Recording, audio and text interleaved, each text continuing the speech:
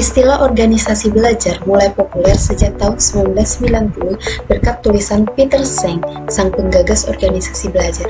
Peter mendefinisikan organisasi belajar sebagai organisasi di mana setiap anggota terus memperluas kapasitas mereka untuk menciptakan hasil yang benar-benar mereka inginkan, di mana pola pemikiran yang baru ditemukan, berbagai aspirasi kolektif dibebaskan, dan tiap anggota harus terus belajar untuk mencapai tujuan bersama-sama. Sehingga organisasi belajar tersebut adalah organisasi di mana para anggotanya diberi fasilitas untuk belajar, sehingga memiliki pola pemikiran baru dan memperluas kapasitasnya untuk menciptakan hasil yang menjadi tujuan bersama. Sementara itu, Marquette 1996 mengungkapkan bahwa organisasi belajar adalah organisasi yang terus belajar secara bersungguh-sungguh dan bersama-sama, kemudian mentransformasikan dirinya agar dapat mengoleksi, mengolah, dan menggunakan pengetahuannya secara lebih baik untuk keberhasilan organisasi. Keinginan dan kebiasaan belajar tiap individu dalam organisasi akan menjadi tempat tumbuhnya organisasi yang terus belajar atau organisasi pembelajaran. Pembelajaran dapat terjadi pada tingkat individu, kelompok, dan organisasi. Jadi, berdasarkan kedua definisi seperti yang disebutkan tadi, organisasi belajar dapat dipandang sebagai organisasi yang dapat membangun dan mengembangkan kapasitas individu, pola pikir, cita-cita bersama, dan belajar berkelanjutan untuk mengubah organisasi sehingga mampu mencapai keberhasilan organisasi sesuai dengan kondisi lingkungan yang sedang berubah.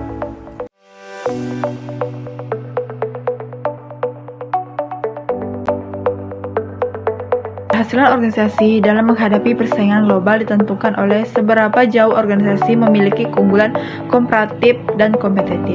Dalam persaingan global, berbagai indikasi muncul. Yang membedakannya dengan persaingan domestik antara lain adanya ketidakpastian, perubahan yang sangat cepat, dan sulit diramalkan. Liberalisasi ekonomi dan kerumitan global. Bila organisasi tidak sanggup dengan perubahan-perubahan tersebut, maka kelamaan organisasi itu akan ditinggalkan anggotanya, dan akhirnya bubar atau mati. Keharusan organisasi perlu belajar tentu saja didasarkan pada keinginan organisasi itu sendiri untuk tetap eksis atau bertahan hidup. Suatu organisasi dapat bertahan paling tidak harus memiliki kemampuan beradaptasi dengan perubahan lingkungannya, kemampuan berkompetensi, serta kemampuan bersinergi dengan lingkungannya. Learning organization berperan membekali organisasi dengan basis pengetahuan dalam rangka memenangkan persaingan. Learning organization sangat diperlukan organisasi terutama dalam menghadapi perubahan lingkungannya yang sangat cepat.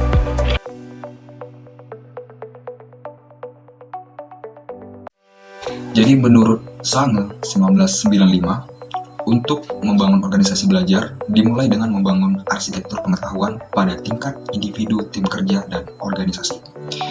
Jadi untuk komponen arsitektur ketiga itu adalah infrastruktur.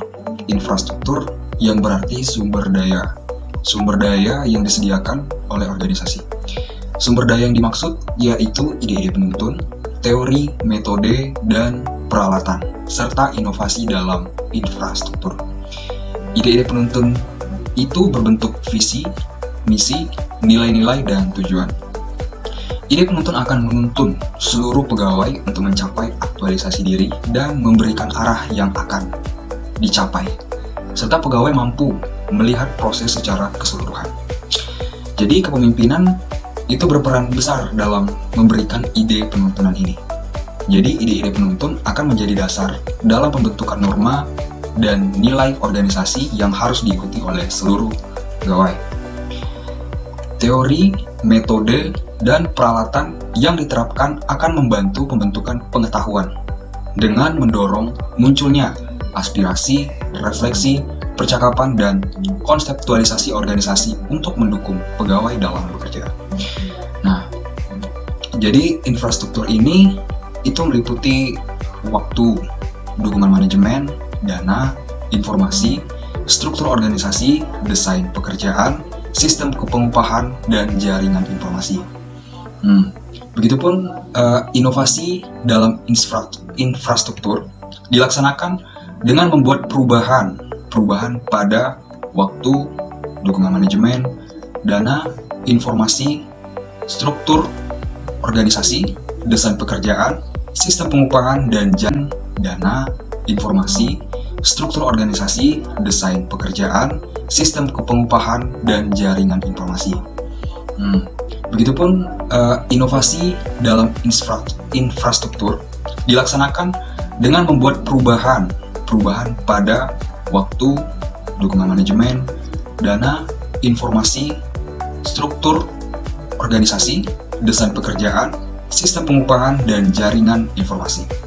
Dan hal yang paling penting untuk diperhatikan tentang inovasi dalam infrastruktur pada organisasi belajar adalah inovasi. Inovasi harus memungkinkan orang-orang untuk mengembangkan kemampuannya dalam konteks pekerjaannya.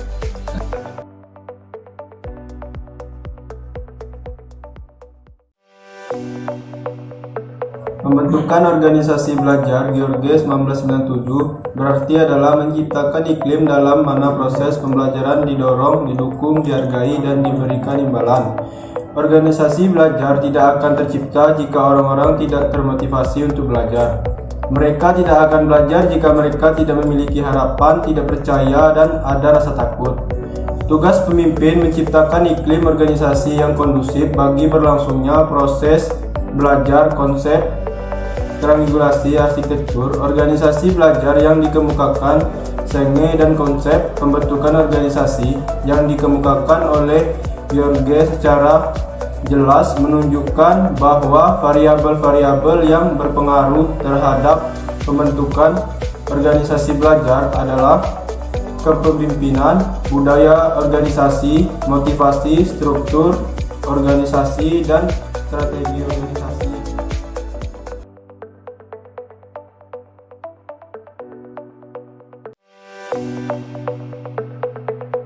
Satu, visi bersama, sharing vision. Keberhasilan suatu organisasi dapat terlaksana apabila semua anggota memiliki pandangan dan cita-cita yang sama, merasa senasib dan seperjuangan untuk meraih tujuan organisasi yang dikenal sebagai visi bersama. Visi bersama dibangun oleh seluruh anggota organisasi sebagai keinginan, tekad, dan komitmen bersama. 2. Berpikir sistem thinking. Organisasi belajar memandang organisasi sebagai suatu sistem seperti layaknya tubuh manusia. Tubuh manusia terdiri atas banyak organ dan banyak sistem organ yang bekerja sama membentuk satu individu yang dipimpin oleh otak. Berpikir sistem adalah berpikir menyeluruh terhadap semua komponen organisasi sebagai satu kesatuan yang saling mempengaruhi. 3. Penguasaan pribadi, personal mastery. Di dalam organisasi belajar, setiap anggota yang terlibat harus menjadi seorang lifelong learning. Setiap anggota tersebut harus mendalami visi pribadi, memfokus energi dan kesabarannya serta memandang realitas secara objektif. Intinya adalah pengembangan penguasaan pribadi menuntun setiap pihak yang terlibat senantiasa belajar secara mandiri dan bersama-sama untuk meraih visi pribadi dan visi bersamanya.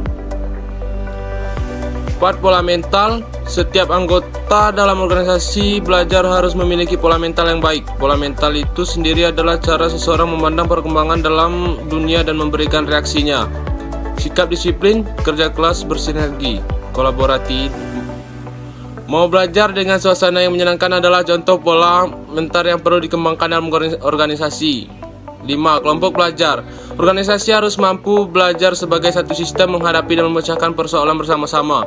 Organisasi belajar adalah organisasi yang mampu belajar secara kuat dan kolektif secara terus-menerus meningkatkan pengetahuan dan memperdayakan kemampuan pada anggotanya untuk memperoleh, mengatur, dan menggunakan pengetahuan demi keberhasilan bersama.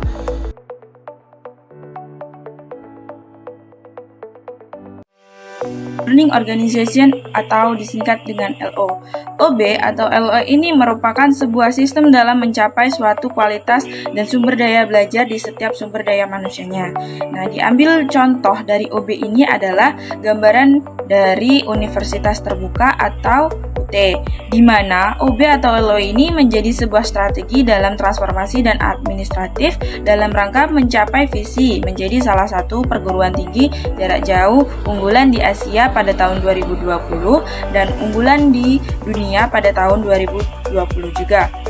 Kenapa dikatakan seperti itu? Karena universitas terbuka merupakan kampus atau universitas yang perkuliahannya relatif singkat, yaitu dilaksanakan setiap seminggu 2 kali, biasanya pada hari Sabtu dan Minggu. Dan kuliahnya itu kalau sekarang mungkin sama seperti kita, ada yang dilakukan secara luring, ada juga yang dilakukan secara daring.